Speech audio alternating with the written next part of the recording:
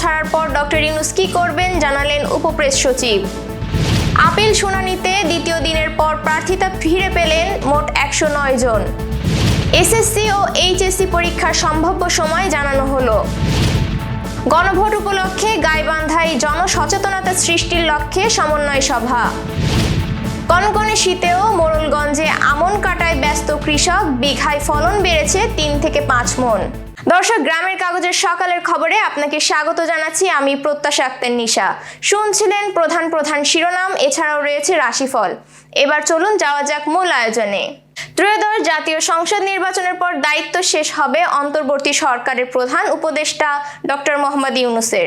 দায়িত্ব ছাড়ার পর তিনি কি করবেন তা জানিয়েছেন তার উপপ্রেস সচিব আবুল কালাম আজাদ মজুমদার। রোববার এক সংবাদ সম্মেলনে জানানো হয়, নির্বাচনের পর আগামী মার্চের তৃতীয় সপ্তাহে জাপান সফরে যাবেন ডক্টর ইউনূস। সাসাকাওয়া পিস ফাউন্ডেশনের আমন্ত্রণে তিনি একটি আন্তর্জাতিক সম্মেলনে যোগ দেবেন। উপপ্রেস সচিব জানান, দায়িত্ব শেষে doctor Yunus digital health care, তরুণ উদ্যোক্তা তৈরি এবং 3-0 কর্মসূচি নিয়ে কাজ করবেন। পাশাপাশি জাপানে গিয়ে সমুদ্র সম্পদ ও বুল ইকোনমি নিয়ে দুই দেশের সমন্বয় বাড়ানোর বিষয়েও আলোচনা করবেন তিনি। রিটার্নিং অফিসারদের দেওয়া সিদ্ধান্তের বিরুদ্ধে আপিল করে দ্বিতীয় দিনের নির্বাচন কমিশন থেকে প্রার্থিতা ফিরে পেয়েছেন 58 জন প্রার্থী।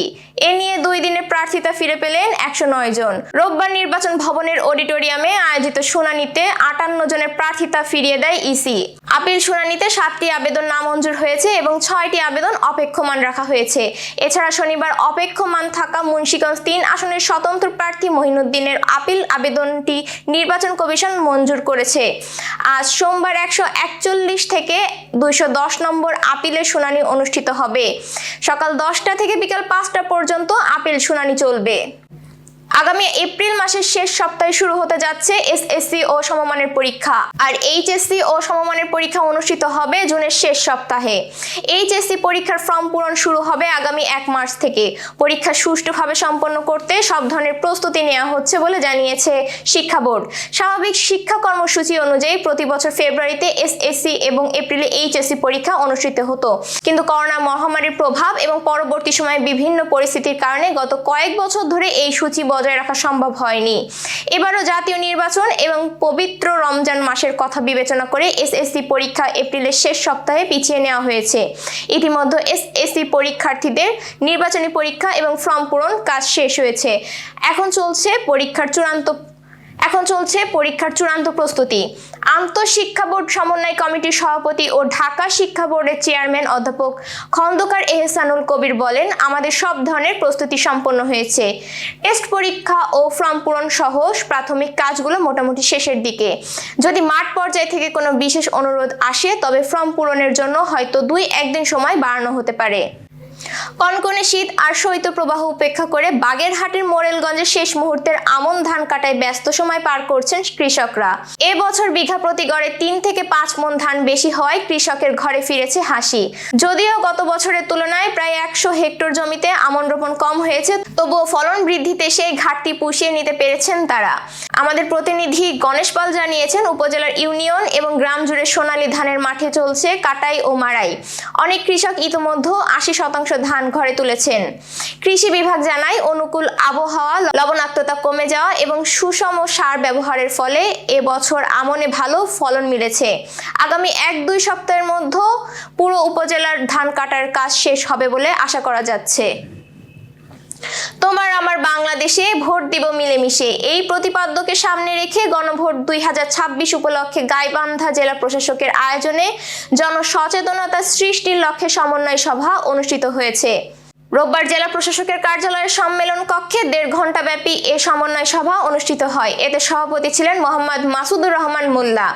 এছাড়াও উপস্থিত ছিলেন জেলা পুলিশ সুপার জসিম উদ্দিন, সেনাবাহিনীর মেজর শাহরিয়ার রহমান রাহাত, অতিরিক্ত জেলা প্রশাসক যাদব সরকার, জেলা তথ্য কর্মকর্তা ইস্তিয়াক আহমেদ আবির, জেলা নির্বাচন অফিসার মোহাম্মদ শহীদুল ইসলাম সহ জেলা প্রশাসনের কর্মকর্তারা।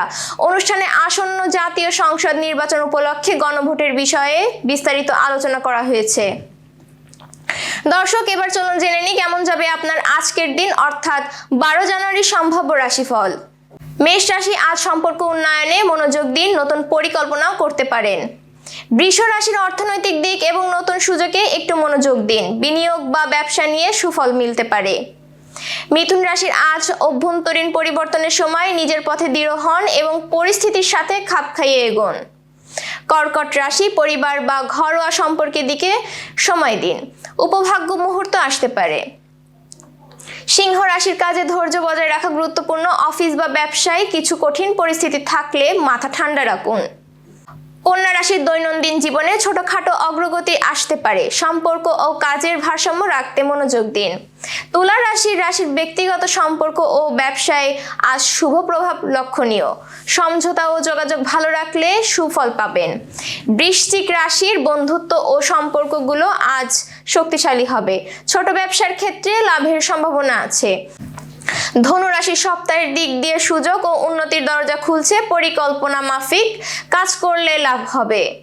মকর রাশির দিনটি কিছুটা চাপপূর্ণ হতে পারে, সম্পর্কে সংযম ও খরচ ব্যবস্থাপনায় সতর্ক থাকুন। কুম্ভ রাশির সম্পর্কে উন্নতি আসবে, তবে যে কোনো বিষয়ে ভুল বোঝাবুঝি এড়াতে সংযম দরকার।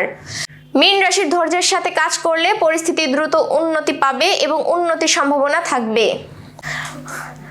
দর্শক, এই ছিল এখনকার আয়োজন। আগামীকাল ঠিক একই সময়ে সকালের খবর দেখতে ও জানতে চোখ রাখুন গ্রামের কাগজের ইউটিউব চ্যানেল ও ফেসবুক পেজে। আর প্রতিদিনের খবরের আপডেট পেতে গ্রামের কাগজের ইউটিউব চ্যানেল সাবস্ক্রাইব এবং ফেসবুক পেজ ফলো করে রাখতে ভুলবেন না। আমাদের পরবর্তী খবর দেখুন বেলা 2:30টায়। শুভ বিদায়।